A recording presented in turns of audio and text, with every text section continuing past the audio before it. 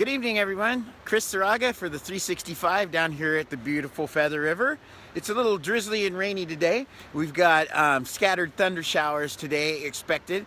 They're not consequential to the amount of rain that we're going to get, to the water level that is going to accumulate in the dam. And as I always like to do, let's start out with that. Right now, the last time I checked the sensor, it appears that there's a 12,500 cubic feet per second. 13,000 cubic feet per second in the river. That's the outflow from the dam, and the inflow is actually at 26,000. So that's a little more than what we've seen in the last few days. Not a huge concern.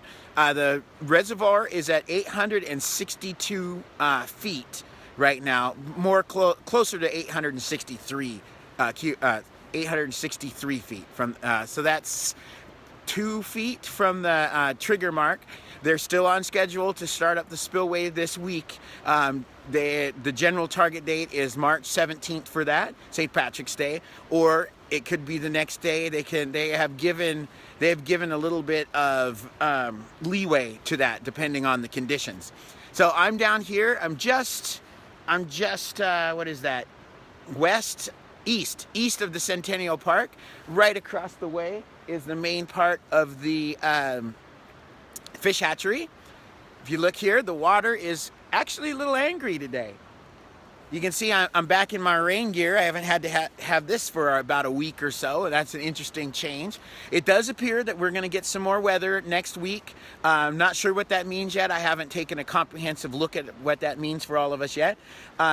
I do know that they're still managing the crisis. I just saw a very interesting article today that I posted up for all of you guys about the river valves, which I didn't even know existed on the dam, and I've been here like 30 years. So if you haven't seen that, check out my Facebook page. I posted that up on there. I'll repost it on the 365 too. But it explains what they are and how they work. They aren't designed to put out a lot of water, but they put it out at the base of the dam, and they've been broken for a while. So I'm not sure of their exact status right now. I do believe that they're working to get those to work also. That's an additional way to get some water out. Don't quote me on that. I'm not dead sure. So anyway, let me see if we can get you a little closer to this river. A little bit. Oh, it's very interesting here. Apparently, we have a palm tree right next to the Feather River. And if you notice, that's an old growth palm tree. I would guess 15, 20 years old. And it is tilted over from the amount of water that came down. And on the 17th or 18th, there's supposed to be that much water again on this river. So that'll make this place very dangerous. So please stay away 17th and 18th. I will do your reporting for you. That way you guys don't have to come down to this river.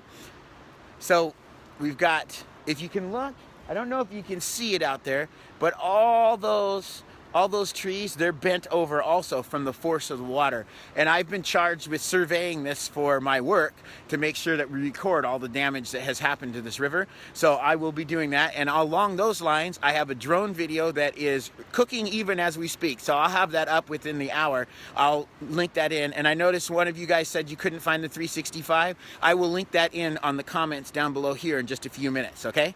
So make sure that you can get to the page both, and make sure that you like the Facebook page and subscribe to the YouTube channel, because that helps us all keep together, and it's just the YouTube channel, if I get enough subscribers, I can do these live things straight to it. So it's just a single process for all you guys, okay? Anyway, right in the distance, I don't know if you can see that, that's the Thermalito Bridge right up there. As I said, across the way, we got the fish hatchery.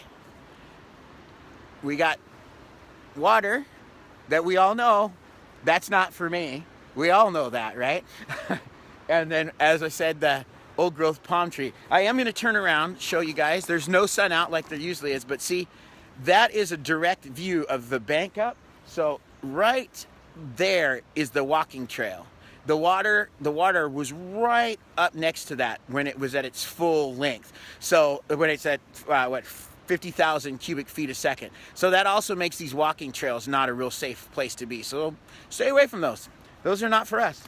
I also wanted to just point out some stuff here. If you can see right in these trees here, and here. There's still a lot of trash down here, and we've had a few days to clean this up, but it doesn't look like we have. I don't know if they're waiting to clean it up because the water's going to come through in just a couple days, or if it just hasn't been done, hasn't been a priority. I don't know if it's a priority or not for everybody. I'm going to grab a little bit of that trash when I leave. If you guys come down to the river, pick up a couple pieces of trash. If we all do that, then the city services don't even need to do the job, and it's a better place for all of us. Anyway, so that's all I have for tonight. I've got a little bit more video work to do for you all. Like I said, I'm going to be flying the drone tomorrow if it's not pouring with rain. And that's what I got. So as always, like, subscribe, do everything that you need to. I'm going to add one other thing. We don't always know how much time we all have together. So just make sure you're good to each other, because you never know how much time we have with each other. I've had I've had a loss in my life, and I just want to make sure that you guys all just like each other. What is it? Bill and Ted, be excellent to each other all the time. And we've got a community to rebuild some. Let's do it together. That's what this is for. That's what all of our public servants are trying to do. That's what everybody's for. Let's do that together. Anyway, on that note, I will see you guys tomorrow. Have a great day.